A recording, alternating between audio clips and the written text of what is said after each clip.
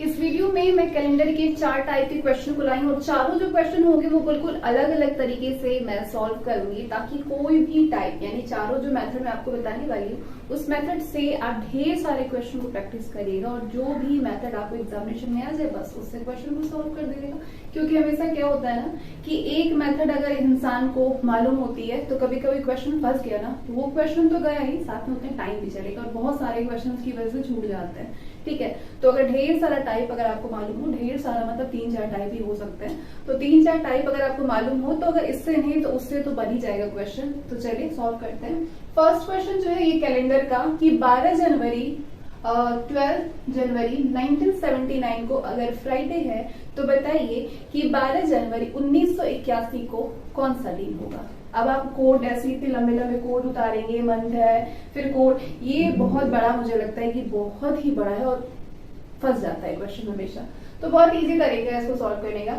तो 12 जनवरी पहले तो बहुत इजी है कि ये जो डेट है वो भी सेम है, ये जो मंथ है वो भी सेम है। क्या करना है, सन बस अलग है। अब 1979 को शुक्रवार पर है, 1981 को और 79 और 81 में कितना फर्क है, 1 साल का फर्क है। यानी कि 12 जनवरी 1980 को क्या होगा। अब ये जो आप देख रहे हैं लीप ईयर तो आप जानते होंगे एक सामान्य वर्ष होता है। सामान्य वर्ष यानी जिसमें कि नॉर्मली 365 दिन होते हैं। लीप ईयर जिनमें कि फरवरी जो होता है, फैब जो होता है वो 29 दिनों का होता है, तो वो आपके लिए लीप ईयर होते हैं, यानी 366 दिन होते हैं। और 366 दिन किस साल में होगा, लीप ईयर किस साल में आएगा, वो कैसे पता चलता है। जो भी वर्ष 4 से डिविजिबल हो वो आपका लीप ईयर होता है। क्या 1980 4 से डिविजिबल है, तो आप कहेंगे हाँ, यानी 1980 क्या है, लीप ईयर है। लीप ईयर है यानी कि 1980 जो था वो 366 दिनों का था, 366 दिनों का था, यानी एक दिन अधिक होगा 1979 से, यानी 1970। हिंदी में बड़ी कंफ्यूजन होता है नंबरिंग में। तो 1979 से 1980 अगर लीप ईयर है यानी 366 दिनों का है, यानी एक दिन अधिक होगा, तो यानी 1980 12 जनवरी 1980 को क्या होगा, सैटरडे होगा। ठीक है, एक दिन बढ़ गया। अब जब 1980 को एक दिन बढ़ गया तो जाहिर सी बात है कि 1981 को 2 दिन बढ़ेगा, 2 दिन बढ़ेगा यानी सैटरडे 2 दिन बढ़ा, कितना हुआ, मंडे हुआ। सो राइट आंसर इज मंडे। 12 जनवरी 1981 को आपका मंडे होगा। तो पहला टाइप तो आप सभी ने समझ लिया। उस टाइप में क्या था कि डेट जो था वो सेम था, मंथ सेम था, ईयर में बदलाव था और आपको वो दिन बतानी थी। तो इस तरीके से आप सॉल्व कर सकते हैं। अब आपके सामने क्वेश्चन ये आए कि मंथ भी सेम हो, ईयर भी सेम हो, डेट अगर चेंज कर दिया हो तो आप उसको कैसे सॉल्व कर सकते हैं। यहाँ पे दिया हुआ है कि 2 सितंबर 2011 को फ्राइडे पड़ता है, तो आप ये बताइए कि 21 सितंबर 2011 को क्या पड़ेगा, कैसे सॉल्व करेंगे। क्या बदला है, डेट बदला है, क्या करेंगे, माइनस कर दीजिए।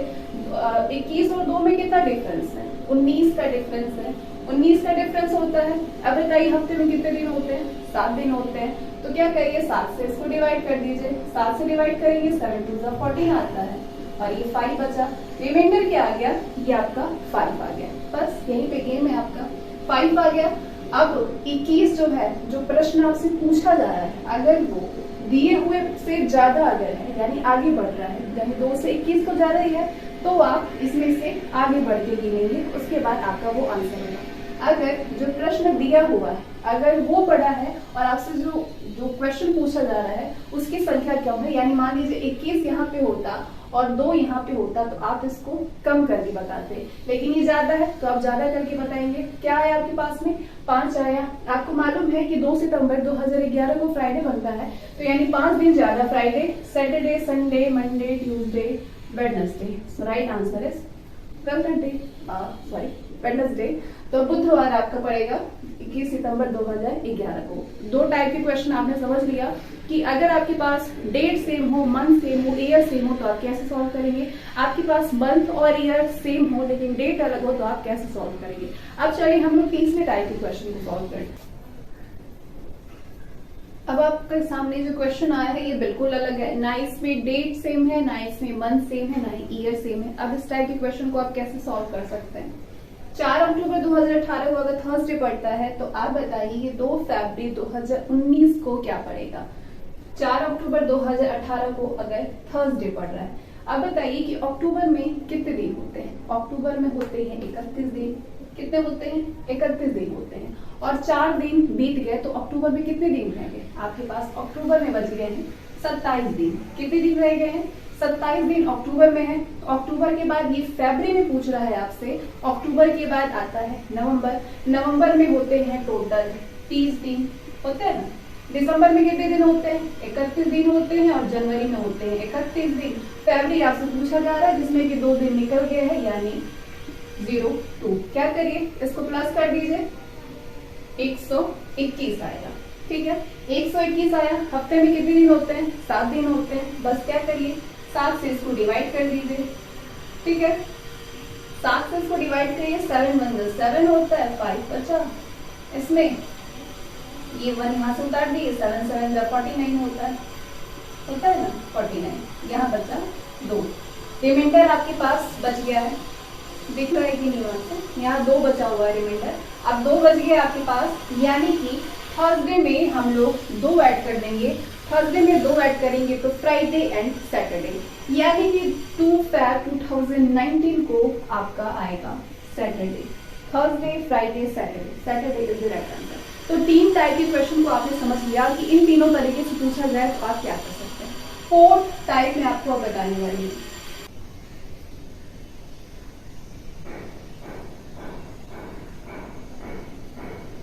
तो 3 टाइप के क्वेश्चन को आप लोगों ने जान लिया कि हर अलग अलग तरीके का क्वेश्चन था, किसी में मंथ अलग था, किसी में सन अलग था, तो आप कैसे उसको सॉल्व कर सकते हैं। बस यही 3-4 तरीके का पूछा जाता है। अगर ये 3-4 पे अगर आप अच्छे से प्रैक्टिस करते हैं तो यकीन मानिए बिना पेन और पेपर के आप कैलेंडर वाले हर क्वेश्चन को सॉल्व कर सकते हैं। तो 3 तरीके के क्वेश्चन आपने जान लिया। अब ये चौथा जो टाइप है ये बहुत ईजी होता है और ज्यादातर ये क्वेश्चन देखने को मिल जाता है। तो कैसे आप कर पाएंगे अगर आपके पास ये क्वेश्चन आ गया तो? आपसे पूछ रहा है कि बताइए कि 1 अक्टूबर को यदि थर्सडे है तो आप ये बताइए कि 6 नवंबर को कौन सा दिन होगा। 6 नवंबर को कौन सा दिन होगा।